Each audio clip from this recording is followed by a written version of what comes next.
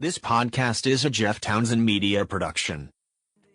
This is Jeff Townsend. Thank you for joining us for another episode of Indiana Stories.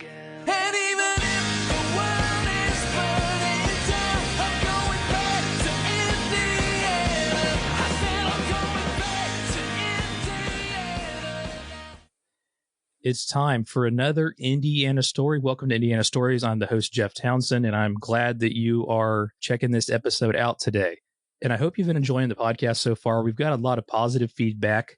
If you're trying to get caught up or you're just now getting into it, you can go to indianastories.com and check out all the previous episodes. We've covered the Delphi case in detail with updates as they come out. And then we've covered such things as Vincennes, Indiana's first city, the Great Squirrel Stampede that happened in Hamilton County, the haunting at the Willard Library in Evansville. So we're sharing all sorts of cool Indiana stories. So yeah, go to indianastories.com and check it out. Today, actually, I'm going to talk about a legend from Indiana. So Dick the Bruiser had a big impact on professional wrestling, and being born in Delphi, then being located really in Indianapolis the majority of his life thereafter and running a wrestling promotion there. He was a significant part of Indiana's professional wrestling history and then professional wrestling as well, because he's a Hall of Famer. I'm not an expert on this topic, so I did reach out to an expert that was, we'll call him Nostalgic Dave Dynasty. He actually has a really awesome podcast, Wrestling Nostalgia, with, of course, he's Dave Dynasty, and he covers great things in wrestling history. I can't tell you enough how cool it is just to hear these great stories and details from the past. But this conversation I had with him, he comes in and he walks through Dick the Bruiser's career and also his impact that he had on the industry. So it's a really awesome conversation. I think the big takeaway here is you don't hear a lot about those stories for Dick the Bruiser anymore. So by sharing them, people are doing their part in preserving them. And Dave does a great job with that. And that's what we're trying to do on this podcast as well. So yeah, if you want to reach out to me and contact me, you can email me at jeff@townsend.media. Also a contact form on indianastories.com. You'll find it in the contact section there. And before we roll into this, I do want to thank three different people like I do every episode. You're all familiar with it now. The first one's Podden.io, best transcription service that there is, the most accurate. I use it for all my episodes and all the content I create. So check out Podden.io. Of course, we have Boomcaster. I recorded this conversation with Dave. Heck, I'm even recording this intro right here on Boomcaster. It is a content creator's alternative to Zoom, by far more superior and better quality. Also, check out podcastpage.io. That's what I manage all of my website off of. The teams are great there and is really the easiest way to create a website, especially if you have a podcast. You just plug in your RSS feed. It generates everything from there. It's incredible. It really is. Okay, well, we'll go ahead and jump into this conversation that I had with Dave about Dick the Bruiser. And this is another Indiana story that I hope you enjoy. I have Dave Dynasty with me from the Wrestling Nostalgia podcast, and we're going to be talking about an Indiana legend pro wrestler today. But Dave, the floor is yours to kind of talk about yourself and how long you've been on this topic, because I can tell you're a huge fan just by looking at what's behind you. Then how excited are you to talk about what we're going to talk about today? I'm always excited to talk about wrestling. It's one of my favorite things to talk about. I've been a wrestling fan my entire life, as long as I can remember. My grandma was a wrestling fan. She watched indie wrestling that was on. So at a very young age, when I spent weekends with her, and so we'd always watch wrestling, and that included the wrestling out of Indianapolis that was on every Saturday. I think a lot of us have stories like that, right, where childhood, big influence, some of us stick to it. So you have a podcast about wrestling. I'll make sure I get it in the show notes and everything. But how long have you been doing that? 4 years. We are getting ready to release our 200th episode on our next one. So we've kind of been on hiatus for a little bit. I'm originally from Indiana. I'm from Columbus, Indiana, born and raised. But the last 3 or so years, I've lived in North Carolina for work, moved here. So since moving here and taking a new work position, it's my podcasting schedule has been a little off. Well, this podcast really, where I share Indiana stories, right? Cool people, significant events, stuff like that. And I think Dick the Bruiser is a significant person for what he did for the wrestling industry in general, but then also in Indiana. So I'm excited to take a few minutes to talk to you about him today. Yeah, Bruiser's, he's one of the biggest names ever in professional wrestling, not even just Indiana. Yeah. It was obviously a little different time than the current product. But in his time, he was one of the biggest draws and biggest attractions in professional wrestling. Yeah, so he's born in 1929. His name is William Afflis. I think I'm saying that right. Am I saying that right? Do you know? Yeah, Yep, correct. Delphi, right? He's born in Delphi, relocated to Indianapolis at a young age, and that's where he Yes, actually grew up, correct? he did. Well, they actually moved back to Delphi, I think, during his high school. But when he went to he was born in Delphi, moved to Indianapolis, and played football in high school. And then I think his mom took a different position. His mom was very active in the Democratic Party in the state politics, state politics. She was very big in the Democratic Party, and actually, a lot of her letters and different things are in the Indiana Public Library. Her name's Margaret. You can find those. Yeah, they're at the Indiana Public Library. She was a very prominent figure at that time in the Indiana Democratic Party because of her work and her positions and everything else. They end up moving back to Delphi, where they didn't have a football program, but Dick actually lived at a local YMCA in Lafayette, stayed there, which enabled him to go to high school in Lafayette and continue to play football. Lafayette Jeff, wasn't it? Yeah. Yeah. He moved around a little bit, like I said, because of his mom's job. But yeah, he was from Delphi, lived in Indianapolis, and then went back to the Delphi Lafayette area. Then for college, that was significant, I assume, as part of football as well. Correct. He went to Purdue for a bit, but then ultimately landed at the University of Nevada, Reno. And I played college football there. Was kind of developed a reputation as a bit of a roughneck and a little rough on the field. But he played college football. I'm just reading here. I'm not going to lie. 186 overall pick, 16th round, 1951 football draft. That's actually pretty cool. Green Bay Packers, 3-year stint there as a lineman. Correct. He wasn't what you would call a big star, but he did make the roster, did play for them. Again, was a bit of a roughneck. There's lots of talks about what happened in the end. He was known for taking liberties on the field. So ultimately, I think that kind of led to his release. He was kind of what you might call a little bit of a dirty player, an aggressive player. While he did play professional football, he did suffer a larynx injury, which kind of resulted in that gravelly, rough voice that he was known for during his professional wrestling career. It was kind of a result of that injury he sustained while playing pro football for the Packers. He got into wrestling. Excuse me. He got into wrestling at a pretty young age, right? Because he has a few years with the Packers, and then right afterwards, that's when he starts training for professional wrestling. He's trained by Vern Gagne, legendary Vern Gagne. I'll let you touch up on that for a minute. I know that was 1954. So yeah, he's not even 25 yet, and he's already getting into. What's it like being trained by Vern Gagne? From what the stories are, it's very tough. Yeah. Training at that time, they wanted to first weed out the people who were not serious about it. So you got stretched.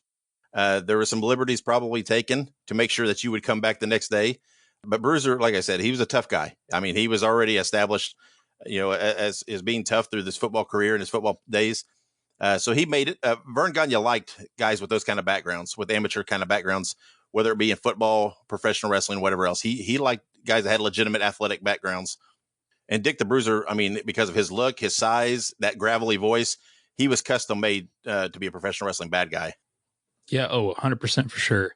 19, a little bit. I don't know how long he trained, but let's just say the next year, he's already wrestling. It looks like in the local scene, like maybe Chicago. Yeah, primarily in Chicago. He kind of, all over the Midwest, but Chicago was a huge market at the time. There was wrestling that was taped at the Marigold Hotel in Chicago that was on the Dumont Television Network, and that was a huge television program at that time. Chicago wrestling was one of the first television programs that was almost national. That comes more into the 80s. We think with Vince McMahon and the WWE, but Chicago wrestling at the Marigold Hotel was almost national on the Dumont Network in the 50s and 60s, in early 60s. And Bruiser was a huge star as a heel wrestling for them. Wrestling, Vern Gagne and Wilbur Snyder and different guys like that. He was, like I said, he was the perfect foil for those good guys. Like I said, he's a roughneck. So, and he had that look and that voice. So, but yeah, he first became a star there in Chicago in the mid 50s, started in 55, really in Chicago. I think one of the cool things that I read just a couple years into it, he is in tag team matches at Madison Square Garden in New York City in front of, over 10,000 fans. That's probably quite the accomplishment back then. He was, but that it didn't last very long because in 57, he was teaming with Dr. Jerry Graham against Antonio Rocca and Edouard Carpinier. I always have trouble with that name. After the bell rang, the brawl continued on, right, in professional wrestling style, and it led to a full-scale riot there in the Garden. There was, where there was police officers injured, fans injured. It was a huge melee, huge thing. And it resulted in Bruiser. He was banned by the New York State Athletic Commission from wrestling in New York for life after that. And like I said, that was a 57. That was very early in his career, but he kind of gained a name with that riot. Bruiser was very good about doing stuff like that. He was very good at the self-promoting and doing things kind of outside the ring and outside the realm of the show to kind of draw some attention. Some of it, illegal, some of it, whatever, but drawing that attention on him. But yeah, he was a big star there in New York for a while until that ban came and that brawl and that riot. Also a legitimate tough guy, right?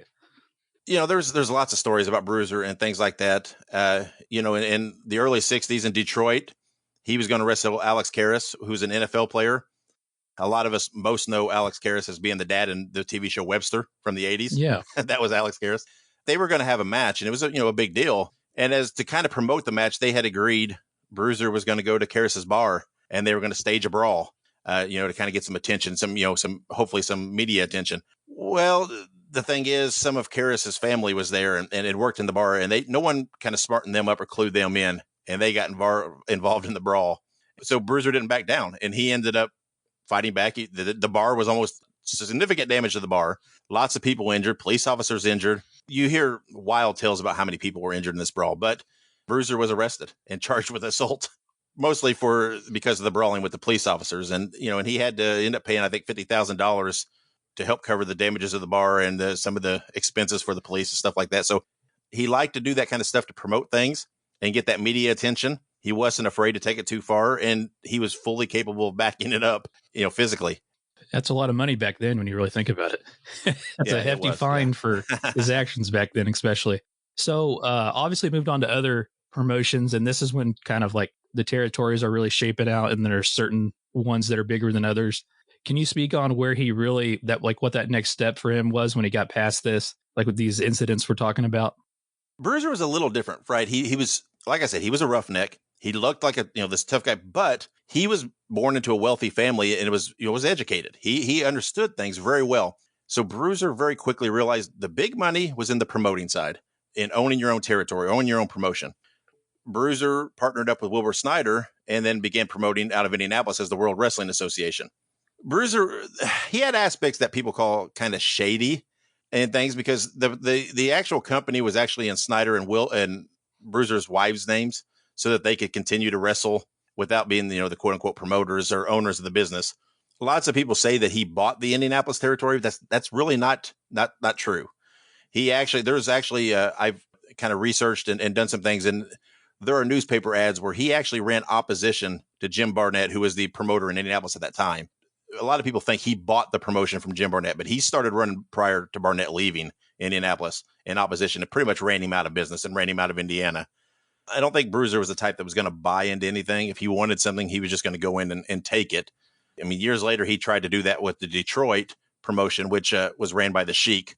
He tried to move in and run at the Olympia in Detroit, and he ran in opposition, tried to just take Detroit from the Sheik. And it was several years, this big battle and big war that kind of resulted in neither one of them really prevailed. And Bruiser eventually just backed off. But to make a long story short, though, Bruiser realized the money was in promoting. So his next step after that was running his own promotion, which he ran for over 20 years in Indiana. And they did, just going back to like some of the other territories, he did connect with Vern Gagne again, correct? Using that resource, and wasn't the AWA was pretty involved with WWA? Yeah. Him and Vern always had a good relationship, and even when he started running the WWA, were kind of him, Vern, and Wilbur Snyder partners in Chicago. They ran Chicago as together. So the Chicago shows were kind of a mix of WWA talent and AWA talent. They were kind of these big, kind of mega type shows. But because they had this kind of agreement and this partnership, it enabled Bruiser. He continued to work in the AWA for Gagne. He did continue to work in St. Louis and wrestled there a lot. He was a big star in St. Louis. And he would make appearances and shots in other places. I mean, he went down. I mean, he appeared pretty much everywhere, at some point or another, but never anything long term. Except for the kind of the partnership with him and Vern in Chicago and him and Period in AWA. He was a big star in the AWA, particularly with the Crusher as a tag team.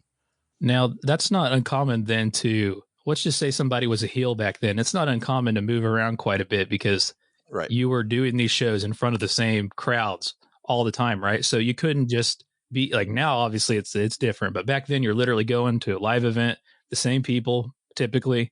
So you really had to shake things up.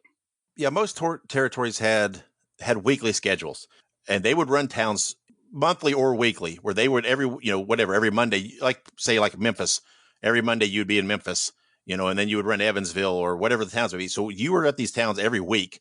Often guys would be there, whatever, 6 to 10 months, something like that, or a year, and then they would go off to another territory for a while, and then often they would come back. But there was the whole adage of, if you go away, the fans would miss you and then want you to come back. And if you overstayed your welcome, you'd kind of, wear out and run out of ideals, particularly if you're heels, because, good typically prevails over evil. So the good guys would have to go away for a while. And then the new bad guy would come in to face the local heroes.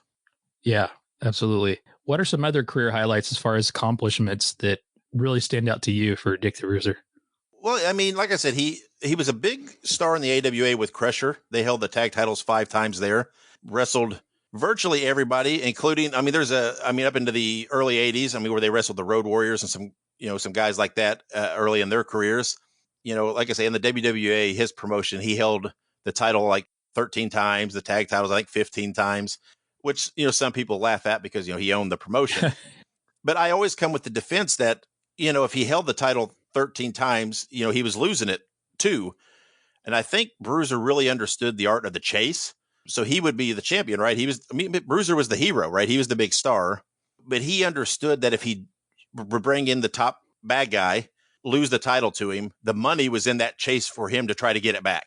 So then he would regain it, rinse and repeat with the next bad guy. I would think, honestly, as far as his impact on wrestling, Bruiser's biggest accomplishment is probably the fact that he gave the career start to Bobby Heenan, who pretty much everybody that's even a peripheral wrestling fan knows. Bobby was, just an Indianapolis kid that loved wrestling.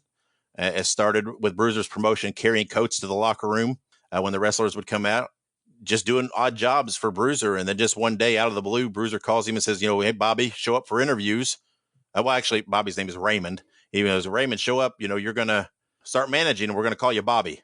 Heenan says he had never understood why he changed his name to Bobby when his name's Raymond. Most people suspect there was a very prolific manager back in the day called Bobby Davis.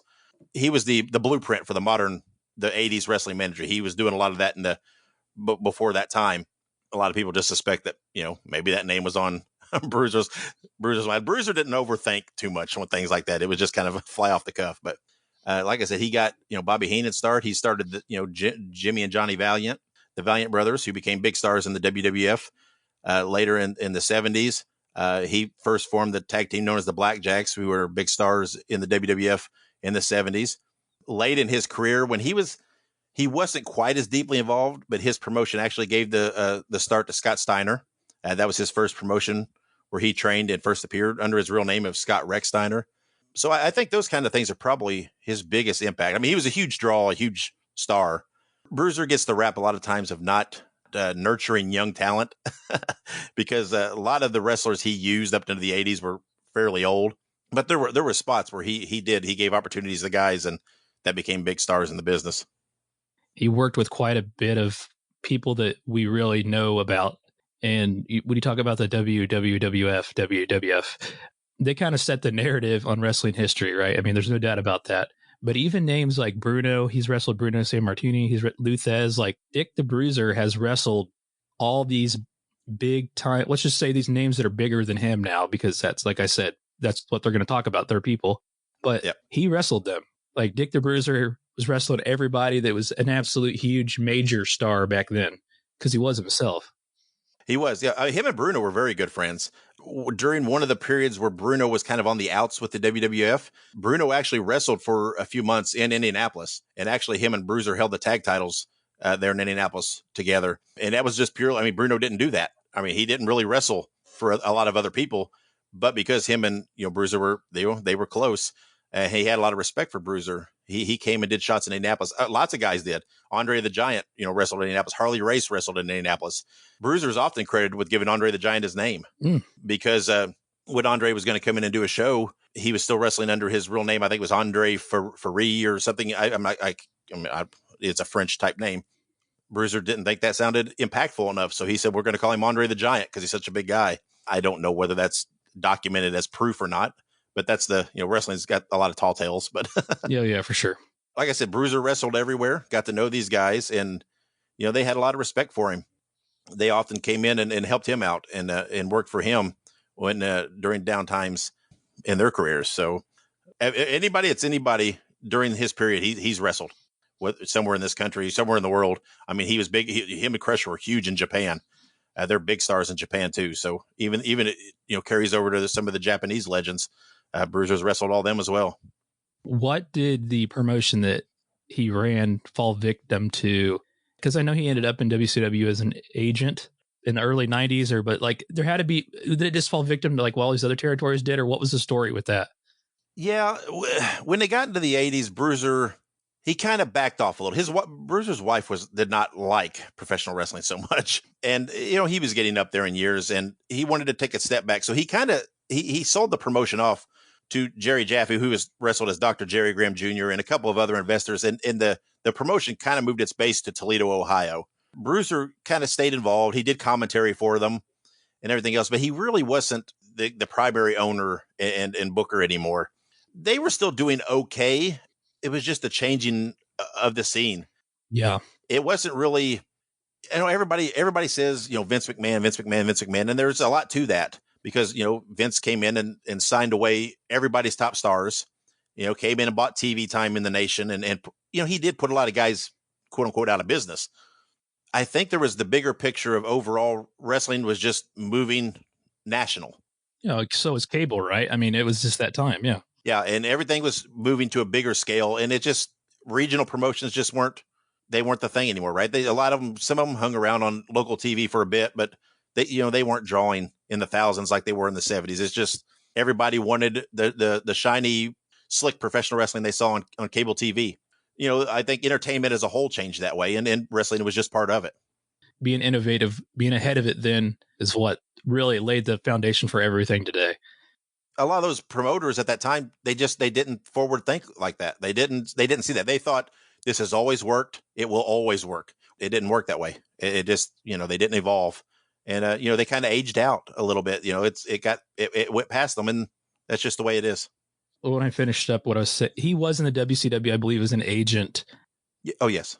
And I don't know like what matches he was a part of or what impact he had there, but his death came not long after that. So it seems like he was working in the industry up until he died in some fashion or form.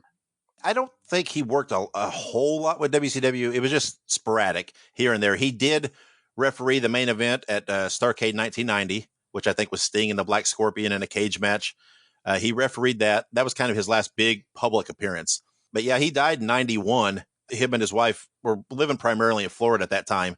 The word is he was actually making appearances on little shows in that area just weeks before and everything else. But his wife said, and official said, he was lifting weights in his garage. He had, weight set up, busted a blood vessel and had internal bleeding. That's what got him. So even up to that point at, his time of his death, he was lifting weights and being Bruiser and everything else. So I don't think Bruiser, no matter how long he lived, would have ever fully stepped away. I think if he would have made appearances or done something, I think he just loved it. It was in his blood. I think he would have stuck with it in one way or another. However it could have been. He did, make the WWE Hall of Fame years later. I mean, it was much past his death. It was kind of was it 2021 or 2020? Like it's just recent. Yeah, 2021. Yeah, it was just a couple years ago, and it was just in one of those. Well, I'm not sure what they call them. I can't remember what they call them. There's just a video package. That's like, yeah, and it's kind of weird because he was such a big star for them in the 60s and everything and 50s, the company, but his family doesn't stay involved. There was nothing. No one is out there hyping the image and the memory and the estate of Dick the Bruiser like a lot of these guys do. That might be part of it. Yeah. Well, it just survives in stories, right? Like the ones we're discussing right now. Yeah. So underwhelming for sure. Just like no one there on his behalf speaking. It's a good to be inducted in that Hall of Fame. There's no doubt. I don't care what anybody says. But it was an underwhelming for sure. So I think my question for you, Dave, is before we put a book in on this, at the end of the day, what would you say his importance was to the industry? And then let's tie it back to Indiana, because I'm not familiar with any, and you can correct me, I'm sure, any other wrestlers from Indiana notably like he was. I mean, that's what he's known for. That's what people speak about today on him when they're talking about the territories and everything. I mean, he was Yeah. and is the wrestler from Indiana. Yeah, I think if you look at Dick the Bruiser overall, I think he was innovative as a wrestler, because I think you can see traces of what he did as this rough, tough, beer drinking, foul mouth kind of guy, into guys today like, the Brock Lesnar's and guys like that. I think you can see that lineage to that. And he was kind of one of the first, did that on a big scale. And he was a huge draw and a huge attraction in the 50s and 60s and 70s as a wrestler and a promoter. I mean, and of course, his roots were always in the Midwest, particularly in Indiana, especially when he got into promoting.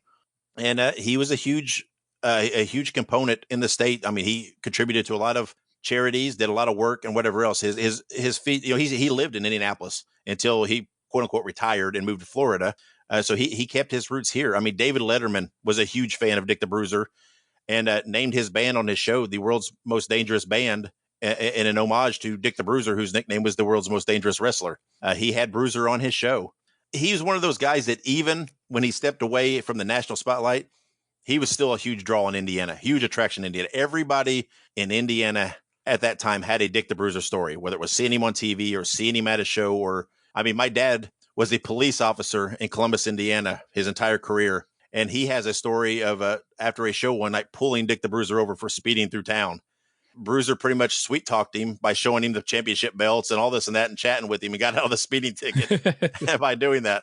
So, I mean, everybody at that time from the 70s and 80s had one of those Bruiser stories. He's a legendary figure in Indiana entertainment history. This conversation's been awesome, and I was so excited to talk about it. You don't always associate people on a wide scale professional wrestling with Indiana. So it's actually really cool to have this conversation. But Dave, I want to give a minute to talk about what you're doing. And if people want to hear more stories like this, you obviously have a really good platform for that. So I want to give you a minute to talk about that.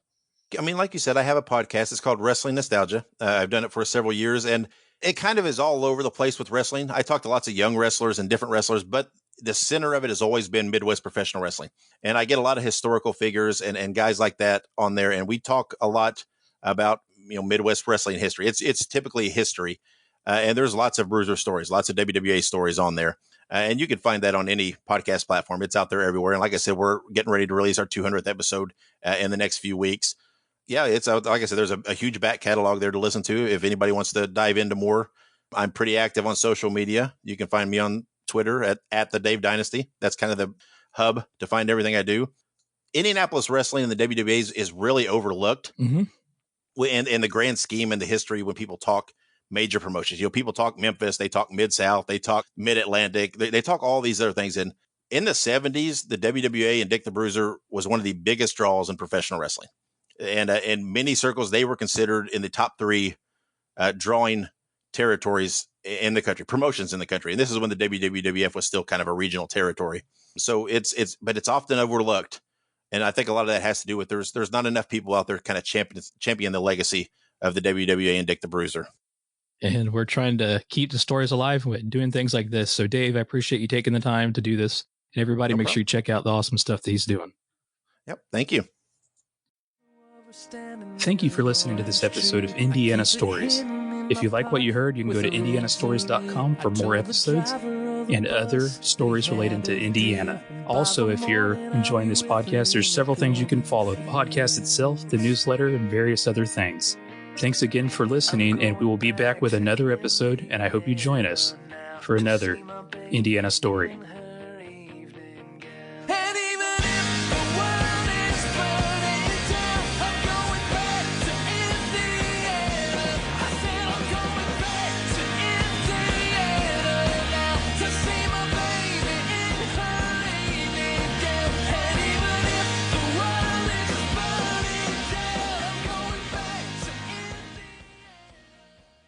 And the question is, do I stay here? Will you be back? Are you gonna come back? Will you be back? Are you coming back?